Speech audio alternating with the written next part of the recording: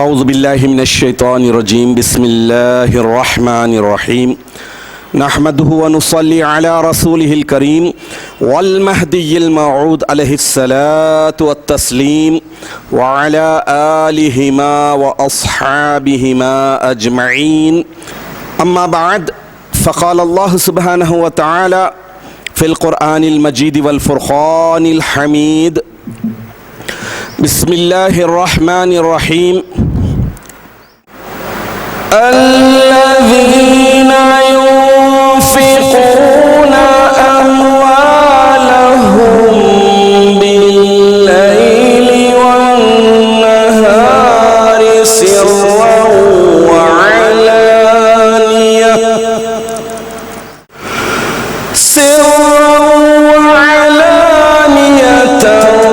فلهم أجرهم عند ربهم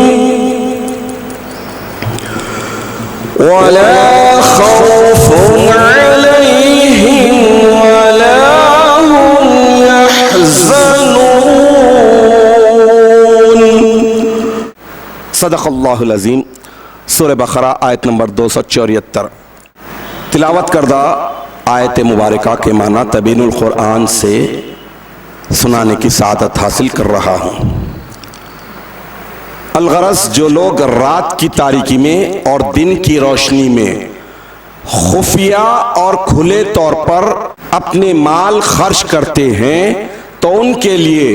ان کے پروردگار کے پاس عمدہ بدلہ ہے۔ انہیں نہ تو عذاب کا خوف ہوگا اور نہ محرومی کی غمگینی۔ سامعین محترم، رمضان المبارک کا یہ مقدس مہینہ بڑی تیزی کے ساتھ رواں دواں ہے۔ آج 18 رمضان المبارک ہے اور سب سے بڑی عبادت دگان لیلۃ القدر کے تعلق سے پوری امت مہدویہ ایک تشویشناک صورتحال میں مبتلا ہے اور ایک بہت بڑے محرومی کے خدشے سے دوچار ہے۔ کورونا وائرس نے آ کر دنیا کو دہلا کر رکھ دیا ہے اور لاک ڈاؤن کی صورتحال انسانوں کو گھروں تک محدود کر رکھ دی ہے،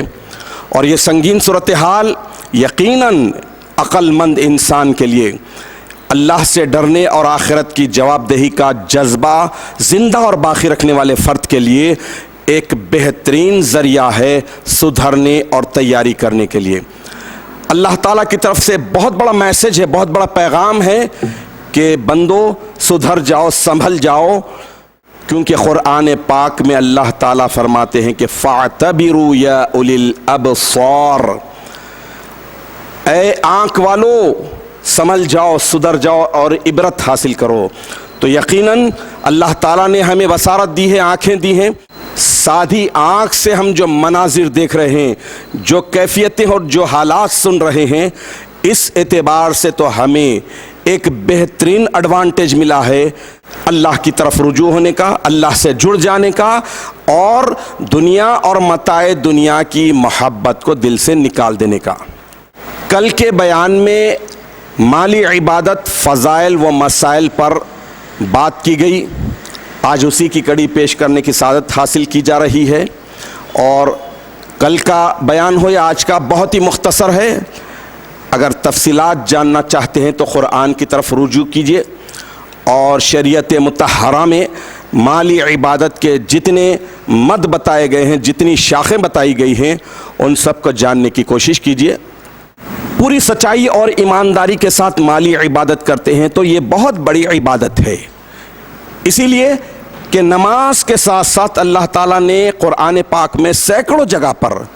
زکوٰۃ کا ذکر کیا ہے،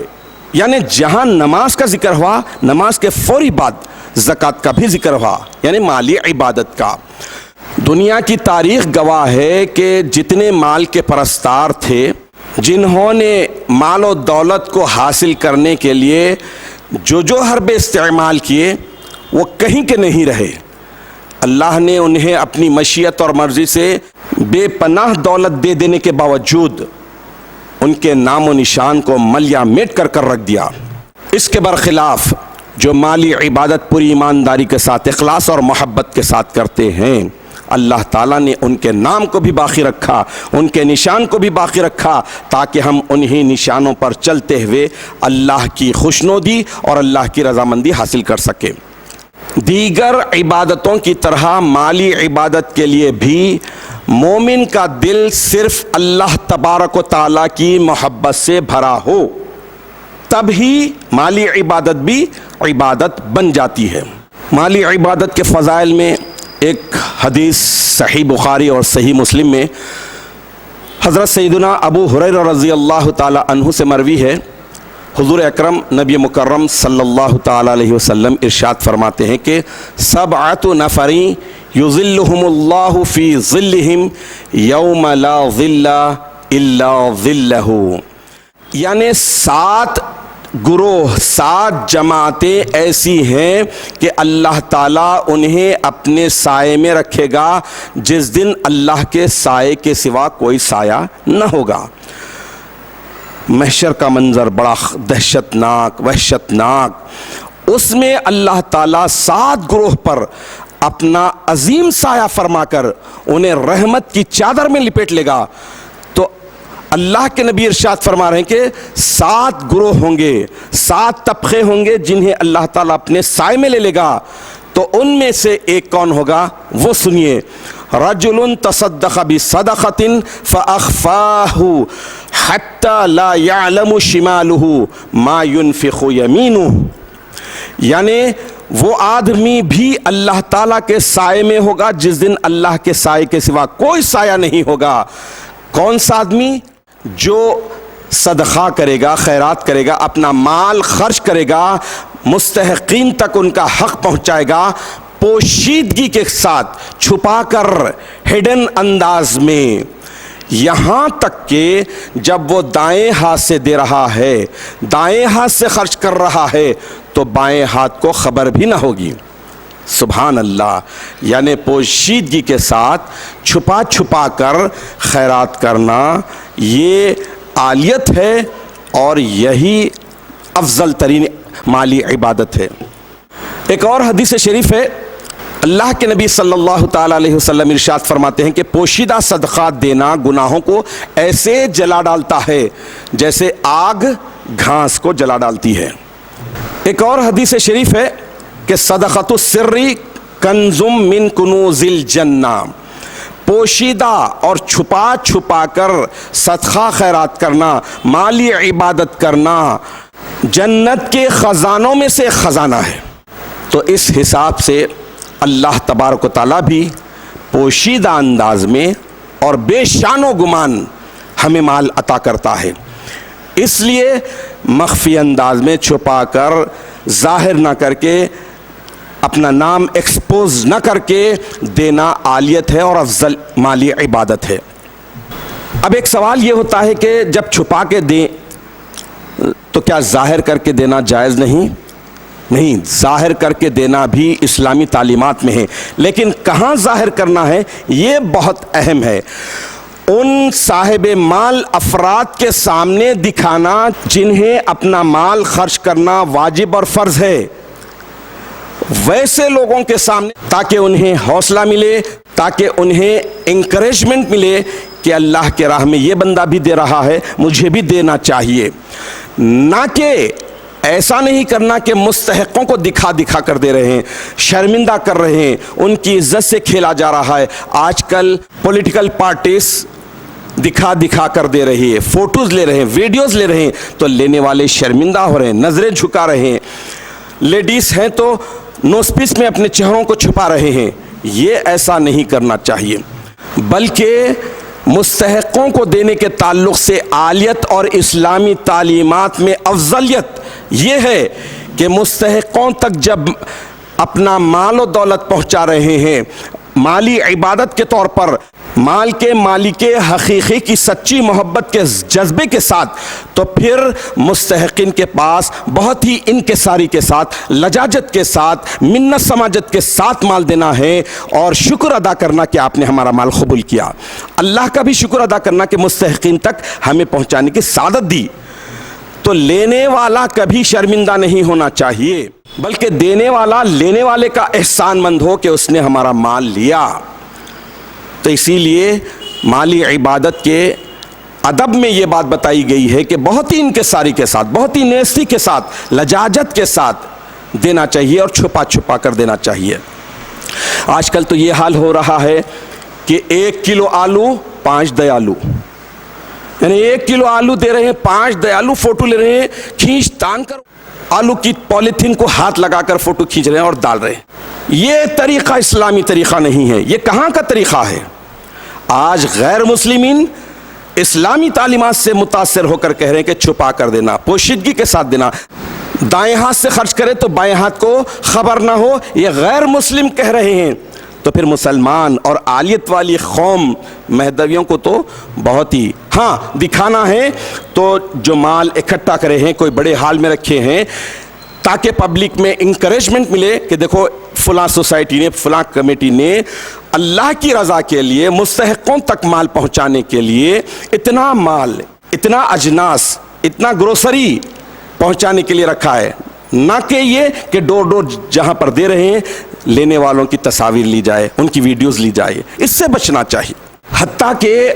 یہ فقیر نے دیکھا ہے، افسوس کی بات ہے کہ ایک ہاسپٹل میں 2 کیلے لے کر 17 افراد ایک مریض کو دے رہے ہیں۔ 2 کیلے پورے 17 افراد ہاتھ لگانے سے تو رہے، حد یہ ہو گئی کہ قریبی جو افراد ہیں وہ ہاتھ لگا رہے ہیں، دوسرے لوگ دور ہیں تو ہاتھ کو ہاتھ لگا رہے ہیں، کونی کو ہاتھ لگا رہے ہیں، یعنی لنک بتا رہے ہیں کہ ہم پورے 17 مل کر محنت کیے ہیں اور 2 کیلے لا کر ایک غریب کو دے رہے ہیں۔ استغفر اللہ، استغفر اللہ، اس سے بچنا چاہیے اور ایسی سرگرمیوں میں کسی بھی حساب سے حصہ لینے سے بچنا چاہیے۔ اور ایک نکتے کی بات یہ ہے کہ اللہ تبارک و تعالیٰ نے جنہیں مستحقین میں شمار کیا ہے، یہ وٹ قرآنی ہے، مستحقین۔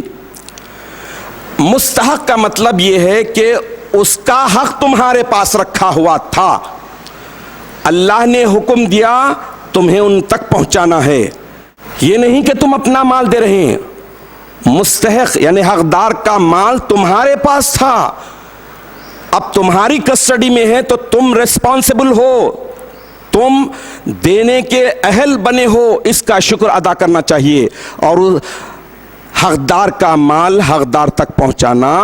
یہی مالی عبادت ہے، نہ کہ یہ سمجھ لینا کہ ہم اپنا مال دے رہے ہیں۔ ارے بھائی یہ مال تو آپ کا ہے ہی نہیں،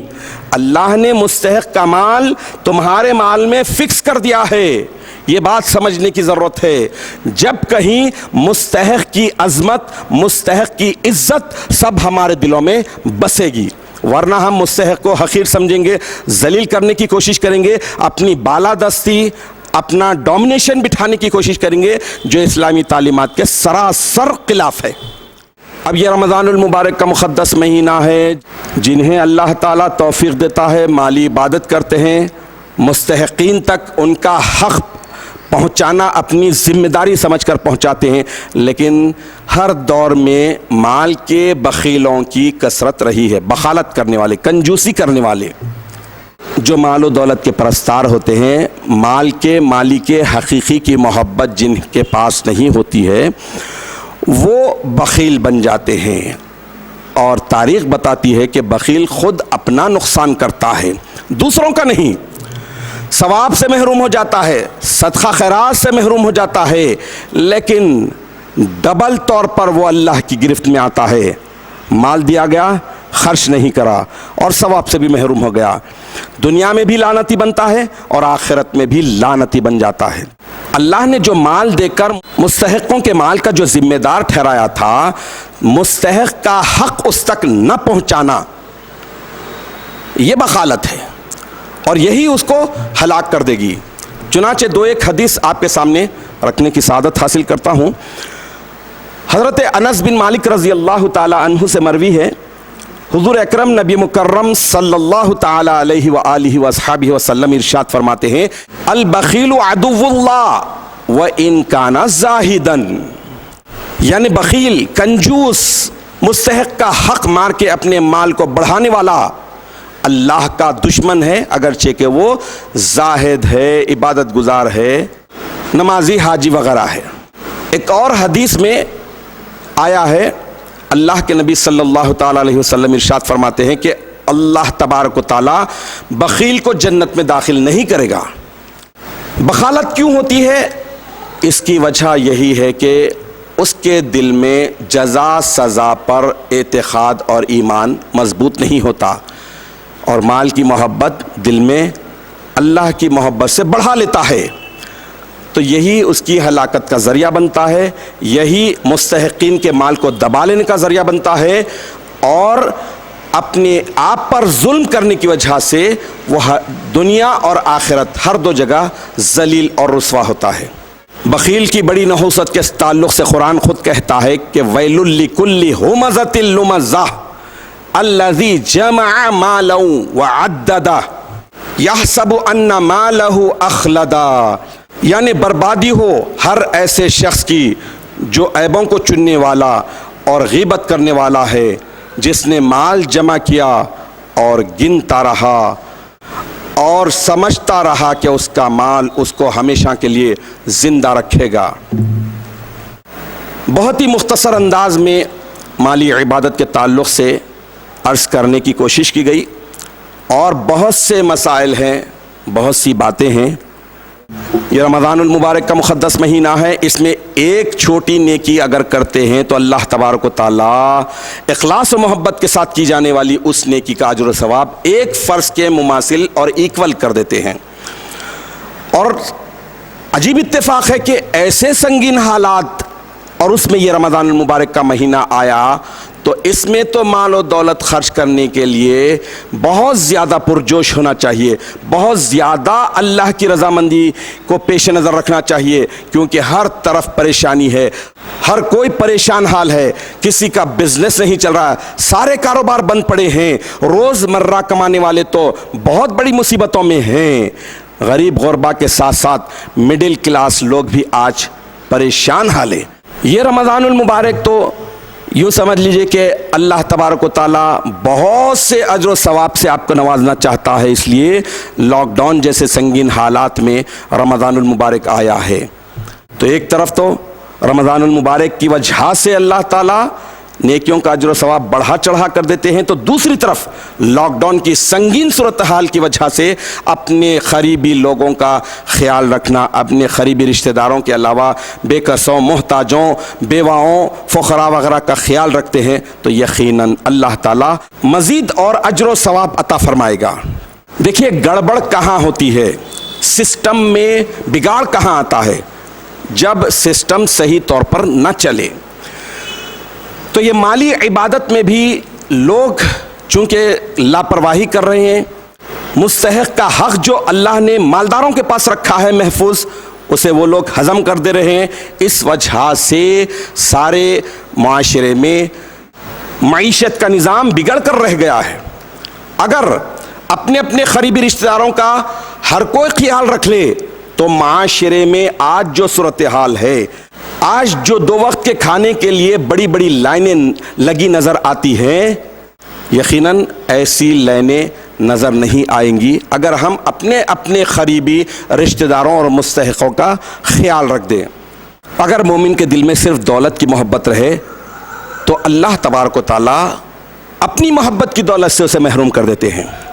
اللہ کی پناہ، یہ بہت بڑی نحوست ہے، یہ بہت بڑی ملامت ہے، اس سے ہمیں بچنا چاہیے۔ اللہ کی محبت ہمیشہ ہمارے دل و دماغ میں بسے رہے۔ لہٰذا رمضان المبارک کے پیش نظر اور لاک ڈاؤن کی سنگین صورتحال کی وجہ سے